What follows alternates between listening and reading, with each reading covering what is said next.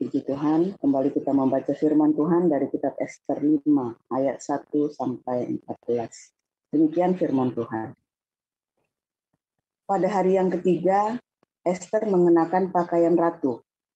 Lalu berdirilah ia di pelataran dalam istana raja, tepat di depan istana raja. Raja bersemayam di atas tahta kerajaan di dalam istana, berhadapan dengan pintu istana itu.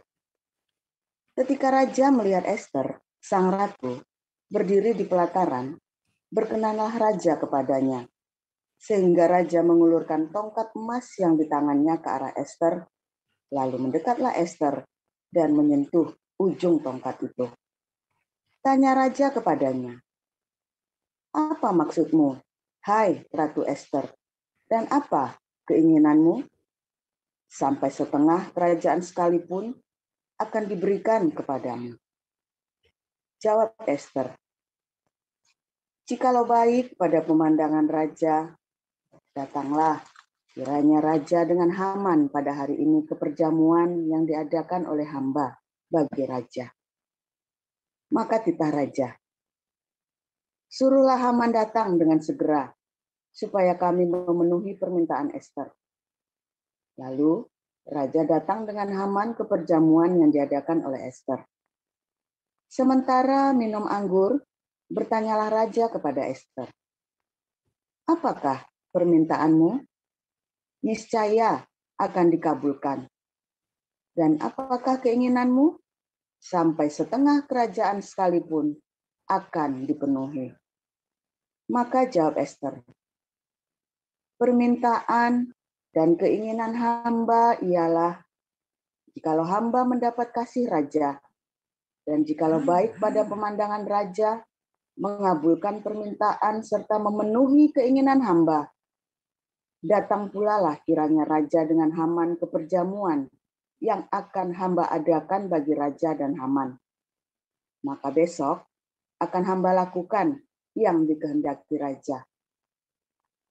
Pada hari itu keluarlah Haman dengan hati riang dan gembira. Tetapi ketika Haman melihat Mordekai ada di pintu gerbang istana raja, tidak bangkit dan tidak bergerak menghormati dia, maka sangat panaslah hati Haman kepada Mordekai. Tetapi Haman menahan hatinya, lalu pulanglah ia ke rumahnya dan menyuruh datang sahabat-sahabatnya dan Zeres istrinya. Maka Haman menceritakan kepada mereka itu besarnya kekayaannya, banyaknya anaknya laki-laki, dan segala kebesaran yang diberikan raja kepadanya, serta kenaikan pangkatnya di atas para pembesar dan pegawai raja.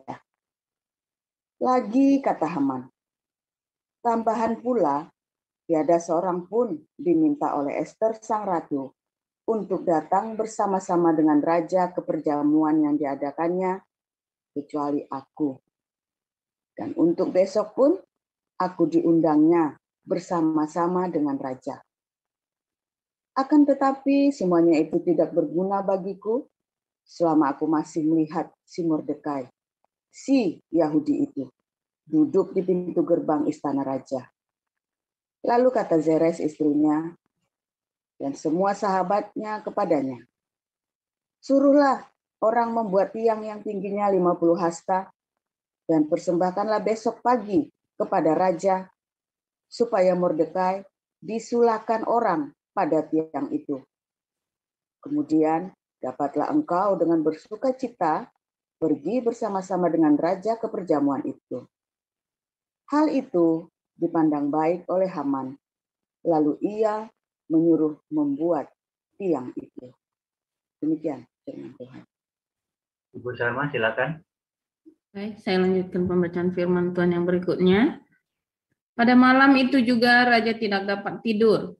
Maka bertitahlah baginda membawa kitab pencatatan sejarah, lalu dibacakan di hadapan raja. Dan di situ didapati suatu catatan tentang Mordekai yang pernah memberitahukan bahwa Bigtan dan Teres, dua orang sida-sida raja yang termasuk golongan penjaga pintu, telah berikhtiar membunuh Raja Ahasuerus. Maka bertanyalah raja, kehormatan dan kebesaran apakah yang dianugerahkan kepada Mordekai oleh sebab perkara itu? Jawab para biduanda, raja yang bertugas pada Baginda. Kepadanya tidak dianugerahkan suatu apapun. Maka bertanyalah raja, siapakah itu yang ada di pelataran? Pada waktu itu Haman baru datang di pelataran luar istana raja untuk memberitahukan kepada Baginda bahwa ia hendak menyulahkan Mordekai pada tiang yang sudah didirikannya untuk dia.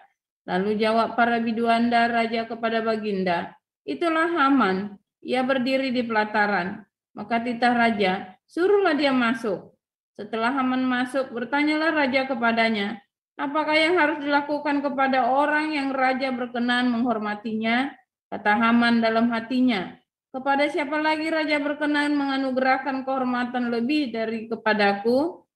Oleh karena itu jawab Haman kepada raja, mengenai orang yang raja berkenan menghormatinya, hendaklah diambil pakaian kerajaan yang biasa dipakai oleh raja sendiri, dan lagi kuda yang biasa dikendarai oleh raja sendiri, dan yang diberi mahkota kerajaan di kepalanya, dan hendaklah diserahkan pakaian dan kuda itu ke tangan seorang dari antara para pembesar raja, orang-orang bangsawan, lalu hendaklah pakaian itu dikenakan kepada orang yang raja berkenan menghormatinya, kemudian hendaklah ia diarak dengan mengendarai kuda itu melalui lapangan kota, sedang orang berseru-seru di depannya.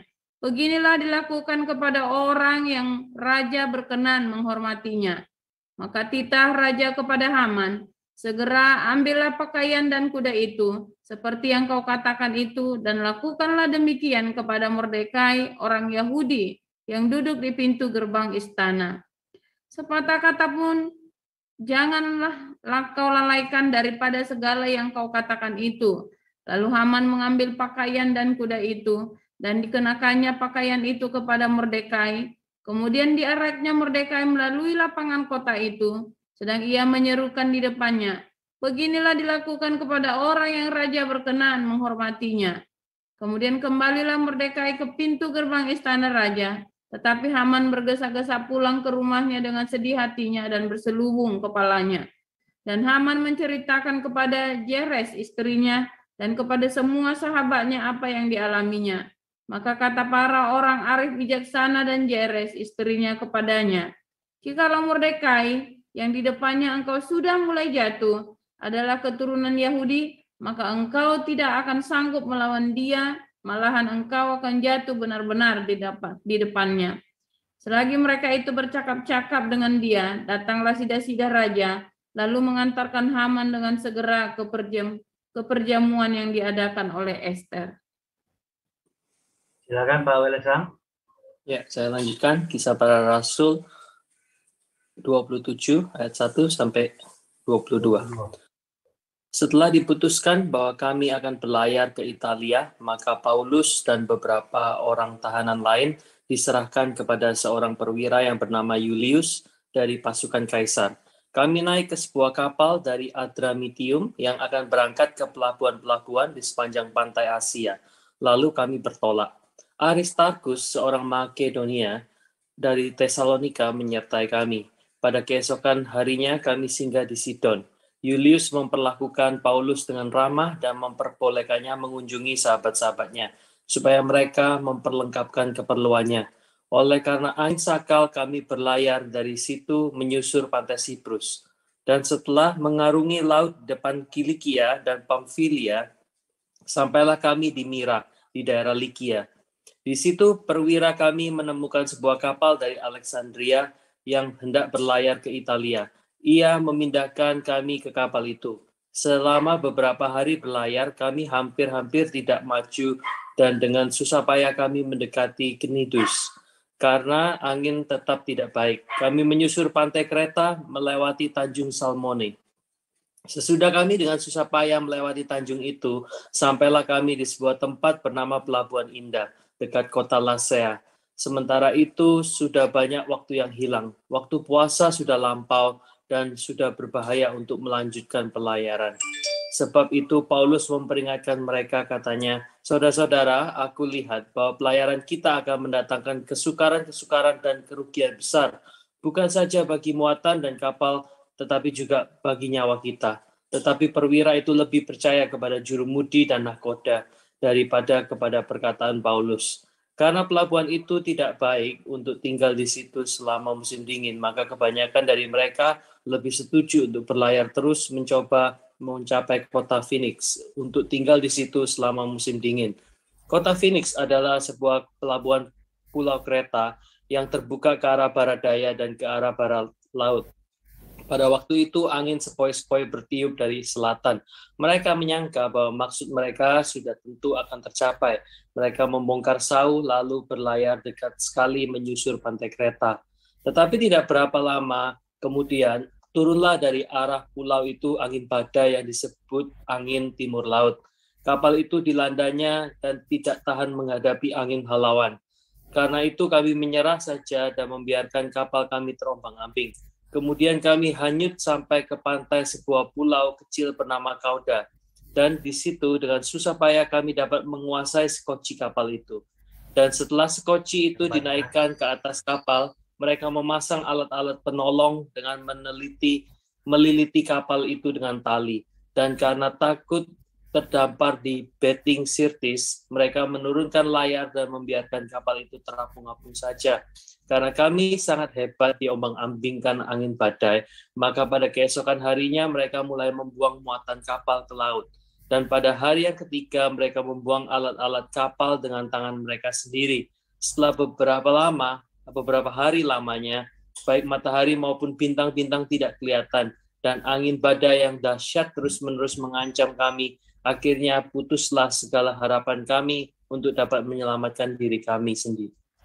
Dan karena mereka beberapa lamanya tidak makan, berdirilah Paulus di tengah-tengah mereka dan berkata, "Saudara-saudara, jika sekiranya nasihatku dituruti supaya kita jangan berlayar dari Kreta, kita pasti terpelihara dari kesukaran dan kerugian ini. Tetapi sekarang juga dalam kesukaran ini, aku menasihatkan kamu supaya kamu tetap bertabah hati, sebab tidak seorang pun di antara kamu yang akan binasa kecuali kapal ini." Terima kasih, silakan Ibu Vivi. Yang saya lanjutkan, ayat 23 sampai 44. Karena tadi malam seorang malaikat dari Allah, yaitu dari Allah yang aku sembah sebagai miliknya, berdiri di sisiku, dan ia berkata, "Jangan takut, Paulus. Engkau harus menghadap kaisar, dan sesungguhnya oleh karena Allah, maka semua orang yang ada bersama-sama dengan engkau di kapal ini akan selamat karena engkau. Sebab itu tabahkanlah hatimu, saudara-saudara, karena aku percaya kepada Allah, bahwa semuanya pasti terjadi sama seperti yang dinyatakan kepadaku. Namun kita harus mendamparkan kapal ini di salah satu pulau. Malam yang ke-14 sudah tiba, dan kami masih tetap terombang-ambing di Laut Adria. Tetapi kira-kira tengah malam, anak-anak kapal merasa bahwa mereka telah dekat daratan. Lalu mereka mengulurkan batu duga, dan ternyata air di situ 20 depa dalamnya. Setelah maju sedikit mereka menduga lagi, dan ternyata 15 depa. Dan karena takut bahwa kami akan terkandas di salah satu batu karang, mereka membuang 4 sauh di buritan, dan kami sangat berharap mudah-mudahan hari lekas siang. Akan tetapi anak-anak kapal berusaha untuk melarikan diri dari kapal. Mereka menurunkan sekoci dan berbuat seolah-olah mereka hendak melabuhkan beberapa sauh di haluan. Karena itu Paulus berkata kepada perwira dan prajurit-prajuritnya, "Jika mereka tidak tinggal di kapal, kamu tidak mungkin selamat." Lalu prajurit-prajurit itu memotong tali sekoci dan membiarkannya hanyut. Ketika hari menjelang siang, Paulus mengajak semua orang untuk makan, katanya, "Sudah 14 hari lamanya kamu menanti-nanti saja, menahan lapar dan tidak makan apa-apa. Karena itu aku menasihati kamu supaya kamu makan dahulu. Hal itu perlu untuk keselamatanmu. Tidak seorang pun di antara kamu akan kehilangan sehelai pun dari rambut kepalanya." Sesudah berkata demikian, ia mengambil roti, mengucap syukur kepada Allah di hadapan semua mereka, memecah-mecahkannya lalu mulai makan. Maka kuatlah hati semua orang itu, dan mereka pun makan juga. Jumlah kami semua yang di kapal itu 276 jiwa. Setelah makan kenyang, mereka membuang muatan gandum ke laut untuk meringankan kapal itu. Dan ketika hari mulai siang, mereka melihat suatu teluk yang rata pantainya. Walaupun mereka tidak mengenal daratan itu, mereka memutuskan untuk sedapat mungkin mendamparkan kapal itu ke situ. Mereka melepaskan tali-tali sauh, lalu meninggalkan sauh-sauh itu di dasar laut. Sementara itu mereka mengulurkan tali-tali kemudi, memasang layar topang supaya angin meniup kapal itu menuju pantai. Tetapi mereka melanggar busung pasir dan terkandaslah kapal itu. Haluannya terpancang dan tidak dapat bergerak, dan buritanya hancur dipukul oleh gelombang yang hebat. Pada waktu itu prajurit-prajurit bermaksud untuk membunuh tahanan-tahanan, supaya jangan ada seorang pun yang melarikan diri dengan berenang. Tetapi perwira itu ingin menyelamatkan Paulus. Karena itu ia menggagalkan maksud mereka dan memerintahkan supaya orang-orang yang pandai berenang lebih dahulu terjun ke laut dan naik ke darat, dan supaya orang-orang lain menyusul dengan mempergunakan papan atau pecahan-pecahan kapal. Demikianlah mereka semua selamat naik ke darat. Demikian firman Tuhan. Terima kasih Mbak Weles dan Ibu-Ibu atas pembacaan firman Tuhan. Mari saudara-saudara sekalian yang di YouTube maupun yang di Zoom, kita siapkan hati untuk mendengarkan firman Tuhan yang akan disampaikan oleh hambanya Pastor Paul. Silakan Pastor. Ya, haleluya. Luar biasa. Hari ini kita belajar ya tentang perkenanan Tuhan. Dulu pernah kita bahas ya, dulu banget dalam tahun kemarin ya. Saya juga kalau nggak salah di hari Minggu atau karena ada nanya waktu itu saya menjelaskan Kisah Rasul 27 ya.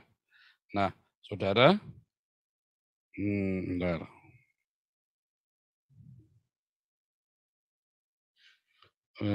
Tadi yang urusan malaikat itu di mana yang? Yang apa? Ada malaikat itu. Tadi malam ada malaikat Tuhan. Ayat berapa itu tadi?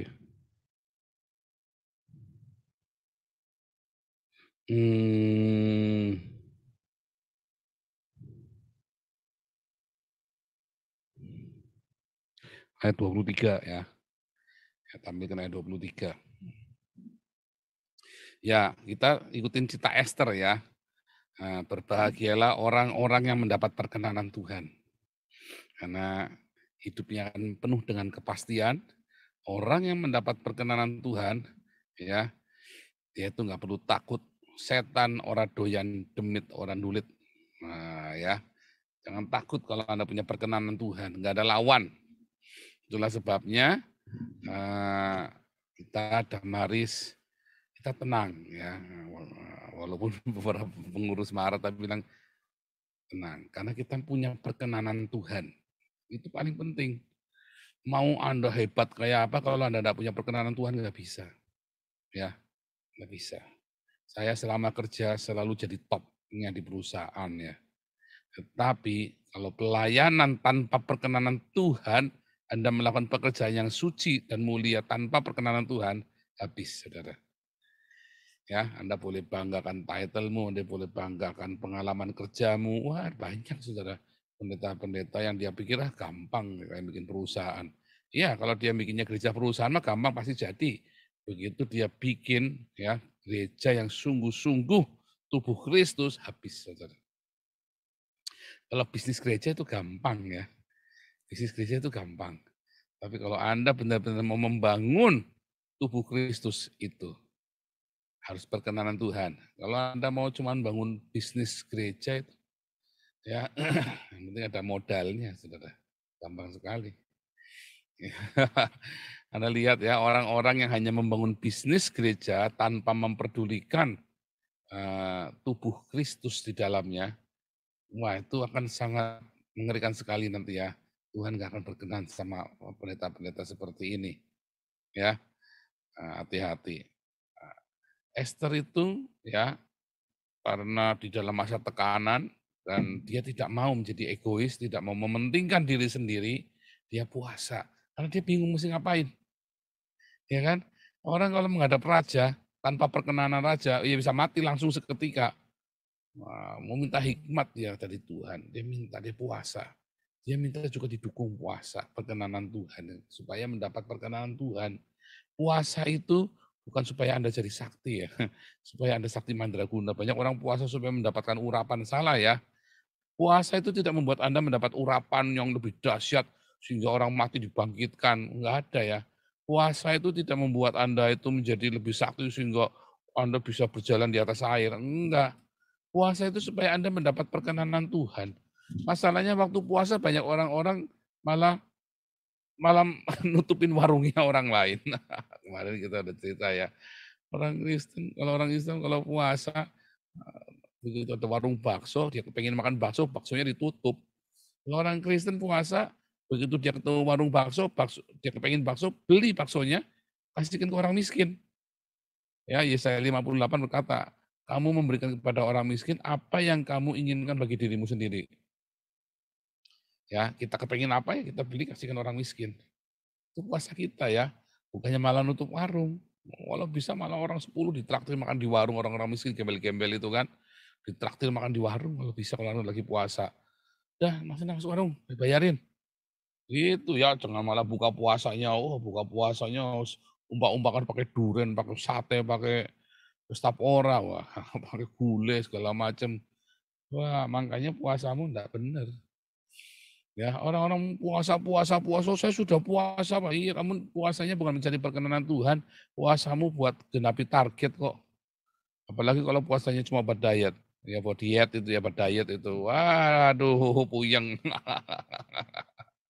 Ya, puyeng. Ada puasanya puasa cuma buat diet doang, buat mindahin jam biologis supaya biar terasa suci. Enggak ya. Puasa itu kita minta belas kasihan Tuhan, minta perkenanan Tuhan.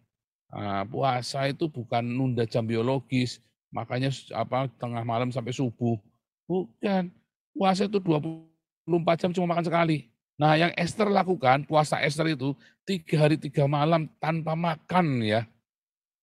Dan bahkan dikatakan juga tanpa minum. 3 hari 3 malam. Ya. Nah, itu puasanya Esther. Memang puasa itu adalah untuk meminta perkenanan Tuhan. Mau puasa 1 hari, mau puasa 3 hari, mau puasa 7 hari, mau puasa 21 hari, mau puasa 40 hari. Itu memang tujuannya supaya kita mendapat perkenanan dari Tuhan. Kita minta belas kasihan Tuhan. Makanya waktu puasa Anda harus menunjukkan belas kasihan. Ya, waktu puasa itu Anda malah harus menunjukkan belas kasihan. Jangan malah puasa malah jadi lalim. Puasa malah teriak-teriak mengganggu orang. Orang lagi tidur ditowain. Nah, itu namanya puasa Anda mengganggu orang. Anda yang puasa, kita yang pusing. Ya, oleh yang orang Islamnya saja pusing itu ditowain tiap hari sampai gegeran itu kan, sampai bawa parang ke masjid itu kan. Orang Islam yang ngamuk dituain pagi-pagi. Weh, bangun. Weh, makan. Ayo kita nunda makan hari ini, kita makan dulu. Sebab kita mau melakukan penundaan makan, pemutaran jam biologis. Ayo bangun. Kita mau melakukan puasa lalim. Bangun, hore, weh. Wah, itu berisik itu ya.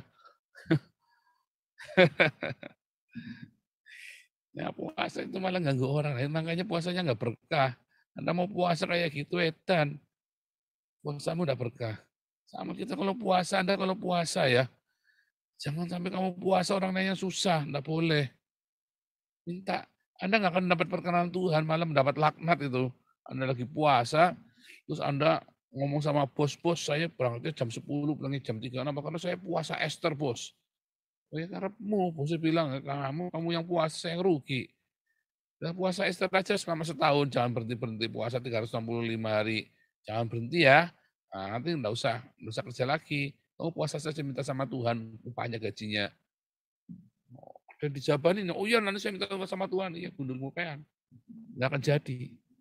Karena puasamu itu bukan buat mencari perkenanan Tuhan, tapi buat pamer.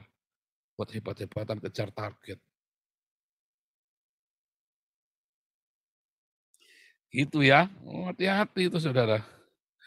Banyak orang puasa, ya berkali-kali dia doa, puasa, tapi enggak mendapat perkenanan Tuhan.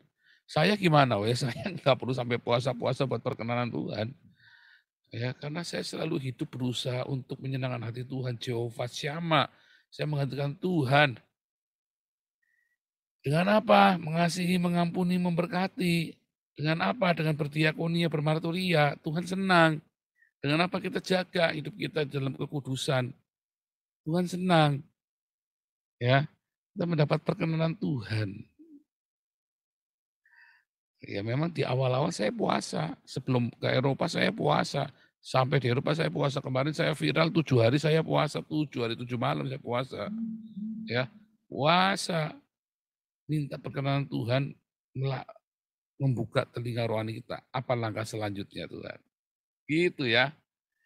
Kita minta perkenanan Tuhan. Jangan takut ya. Jangan takut ketika Anda menghadapi masalah. Karena ada perkenanan Tuhan di sana. Makanya hidupnya selalu ya berdiakonia, bermarturia, mengasihi, mengampuni, memberkati. Mengasihi, mengampuni itu bukan berarti Anda yang minta maaf kalau Anda nggak salah ya, itu salah ya. Tadi malam sudah saya jelaskan. Jangan minta maaf kalau Anda yakin Anda nggak salah. Kalau Anda salah, ada perasaan sedikit aja Anda, ada salah, cepat minta ampun. Tapi kalau Anda yakin jalurmu sudah benar, jangan pernah minta maaf. Tetapi buka hatimu untuk mengampuni. Aha. Oh saya minta maaf ya. Oh, saya ini mau rendah hati. Tapi Anda sendiri nggak mau ngampuni orang lain. Munafik juga. Nah itu orang-orang munafik itu loh. Makanya orang-orang itu kamu nggak dapat berkat karena hidupnya penuh dengan retorika basa-basi. Saya mah kalau ada orang begitu saya semprot langsung ya, nggak urusan kamu siapa juga tak semprot. Oh minta maaf sana hati mulia. Oh langsung tak semprot, saya nggak urusan kamu siapa tak semprot pokoknya. Minta maaf itu kalau memang kita bersalah, sedikit saja kita merasa bersalah, datangi minta maaf. Karena mungkin ya, tapi kalau kita yakin kita sudah lakukan yang benar, nggak usah minta maaf, kita berdoa sama Tuhan. Kalau memang saya salah, Tuhan ampuni. Tapi Anda jangan mau diintimidasi. Nah, kita cerita perkenanan Tuhan dengan di zaman Paulus ya. Apa yang membuat dia menjadi perkenanan Tuhan? Malaikat Tuhan datang ke dia. Lah pendeta sama pendoa syafaat sekarang isinya setan yang datang. Ya karepmu. Bolak-balik ngeliatnya setan. Para rasul itu bolak-balik ngeliatnya malaikat. Nah, Anda ngeliat bolak-balik ngeliatnya setan. Saya bingung. Minta perkenanan Tuhan. Saudara ngeliatnya setan terus. Apa yang mau diperkenanin sama Tuhan? Setan terus. Nah, gitu ya. Jadi Anda tandanya itu ada perkenanan kita cuma dengan malaikat itu kayak Paulus. Jangan takut ya, kamu akan selamat sampai ke tujuan. Saya tidak berkata Anda nggak bakal mati ya. Saya juga nggak berkata bahwa Anda pasti nanti matinya mati Tuhan, nanti hidupnya enak, tenang, bahagia, sugih, kaya raya, mau punya rumah makung gede besar. Enggak ya. Perkenanan Tuhan itu bukan hal fisik. Fisik itu adalah salah satu. Berkat materi itu salah satu tanda perkenanan Tuhan, tapi itu adalah hal yang paling sepele, hal yang paling kecil. Ya. Perkenanan Tuhan sejati adalah ketika kamu merasa damai sejahtera, ada begitu banyak fitnah, ada begitu banyak gangguan, ada begitu banyak caci maki. Anda bisa tetap damai sejahtera dan tidak terganggu hidupmu. Itu perkenanan Tuhan. Sehingga Anda bisa memikirkan next step, mau apa. Bahkan ya, orang-orang yang berpengaruh itu justru akan memberikan kelegaan. Wah, kita itu sampai kaget-kaget itu ya. Setiap hari kita itu hidupnya penuh dengan mujizat perkenanan Tuhan. Hidup kita itu penuh dengan perkenanan Tuhan saja ya. Apakah Anda sudah berkenan sama Tuhan? Bagaimana sih supaya berkenan sama Tuhan? Tinggallah di dalam kasih-Ku ya. Dan remaku tinggal di dalam kamu. Kamu nanti berkenan sama Tuhan. Hiduplah oleh rema setiap hari. Kamu harus punya dari rema ke rema. Bukan remanya Teguh, Mario Teguh. Bukan remanya ini ya, bukan remanya Alengso. Tapi rema dari Tuhan Yesus. Anda baca firman Tuhan, Anda rema. Ya. Remanya Alengso kan ngawur itu, masa ada berbuah. Orang dari tadi ya. Orang buahnya sudah jelas. Jadi Jangan malah mencari-cari hal yang tidak perlu. Dan jangan mau tertuduh ya, jangan mau dituduh ya. Tenang, kayak saya itu loh, tenang. Orang mau nuduh apa saja, saya tahu firman Tuhan. Ada tertulis, oh saya jawab dengan ada yang tertulis. Gitu. Iblis kan suka bawa-bawa, kontak firman Tuhan begini. Tapi dia sendiri tidak berbuah seperti itu. Saya tunjukkan buah saya. Gitu. Jangan mau tertuduh. Perkenanan Tuhan akan membuat hidupmu damai sejahtera. Bukan bebal ya. Bukan bebal, beda. Kalau bebal itu tidak mau diajar. Nah, tetapi Anda juga jangan mau didikte sama orang. Nanti Anda di framing lagi, karena Anda nggak mau didikte, ngomongnya Anda nggak mau diajar, tidak dengar-dengaran. Hati-hati juga tuh framing-framing seperti itu ya. Nah, saya sudah dari kecil digituin ya. Begitu saya umur 15 tahun, saya berontak semua ya. Begitu saya 15 tahun yang lalu itu ya, saya ngalami 2015 sorry maksudnya ya. Saya ngalami itu saya berontak, saya nggak mau. Saya tidak mau dituduh, saya tidak mau dituduh macam apa namanya, terintimidasi gitu ya. Oh, ini ada lagi teror katanya ada diaken tabrakan, kita ndak ngurusin. Nah itu ya diteror setiap hari ya pakai itu ya. Entah siapa itu yang ngirimin itu. Sudah diurusin. Tapi ini nampaknya ada modus. Sudah diurusin, neror ke saya bolak-balik. Padahal sudah dikasih uang. Udah gitu kita kasih nasihat nggak nurut. Dan lagian kecelakaannya bukan karena dia lagi diakonia, tapi dia lagi ngelancong, lagi jelang-jelangan kemana-mana. Oh, diaken itu bukan karyawan ya. Diaken itu bukan karyawan. Nah, jadi kalau pengurus sudah datang memberikan bantuan, itu sudah bagus. Namun itu ya surplus, jangan. Ya, nah itu tadi ya. Anda harus fokus dengan perkenanan Tuhan.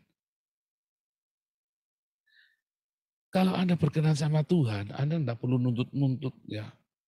Saya harus mendapat hak saya begini begitu. Kayak saya itu loh. Tidak ada perkenanan sama Tuhan. Kita tidak pernah ngemis-ngemis minta uang. Kalau ada perkenanan Tuhan, kita nggak akan ngeliat setan, kita ngeliatnya malaikat. Ya, kalau Anda berkenan sama Tuhan, Anda akan ngeliatnya malaikat, bukan setan. Anda yang ngeliat setan terus ya, kasihan deh lu. Siapa sendiri, ya, itu berarti Anda belum berkenan sama Tuhan, makanya ngeliat setan terus. Saya emang ngeliatnya malaikat terus. Tiap hari kami doa ya, biarlah malaikat berkemah di sekeliling kami, memerangi semua yang jahat dan tidak baik. Dan kita melihat malaikat kita tiap hari selalu ada. Malaikat datang tolong kita. Oh, tiba-tiba orang itu tinggal pergi lenyap. Tinggal pergi saja. Kita belum sempat terima kasih. Tadi siapa ya yang nolongin kita? Itu malaikat ya. Malaikat. Isi saya waktu mobilnya mogok itu dulu ya. Waktu di Indonesia dia pernah mobilnya mogok. Bukan mogok karena rusak. Tetapi lawang sudah dipinggirkan. Di starter nyala lagi. Yo. Itu kan namanya orang lagi gangguan. Anda boleh saja difitnah, Anda boleh diserang. Tapi kalau Anda berkenan sama Tuhan, hidup itu penuh dengan damai sejahtera. Anda boleh difitnah, tapi kalau hidupmu berkenan sama Tuhan, kayak Esther tadi, ya kan, rasanya kan si Haman sudah geeran, saya pasti nanti yang diundang cuman saya, ayo istimewa, bikin pesta, ini sudah menarik. Dia nggak tahu dia kemarin lagi mau celakain orang Yahudi, ternyata istrinya raja orang Yahudi. Ya kan sial bener itu kan. Dia udah bangga-bangga. Nih semua tamu yang diundang cuman saya nih pesta sama raja. Yang diundang oleh ratu udah geeran. Dia nggak tahu ratunya itu orang Yahudi. Sedih kayak gitu ya.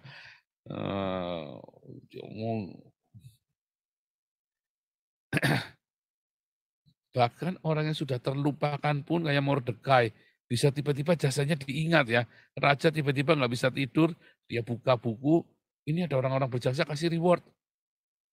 Mordekai itu ya dikasih hadiah. Begitu saudara. Jadi penting perkenanan Tuhan itu penting ya. Bagaimana cara mendapatkannya? Tadi Anda harus hidup di dalam kasih-Nya ya. Dan Anda harus punya rema. Rema itu yang menghasilkan iman. Iman itu kan berbuat. Itu nanti perkenanan Tuhan. Itu perkenanan Tuhan, penyertaan Tuhan yang sempurna, yang ajaib. Haleluya. Saya berdoa hari ini Anda semua punya perkenanan dari Tuhan. Kalau Anda ragu, doa puasa. Doa puasa adalah tujuannya adalah untuk mendapat perkenanan Tuhan, bukan untuk adu kesaktian. Percuma, saudara. Doa itu dibuang juga. Ya, Tuhan Yesus kiranya memberikan perkenanan Tuhan kepada Anda, sehingga Anda selalu mujur dan beruntung. Tuhan Yesus memberkati.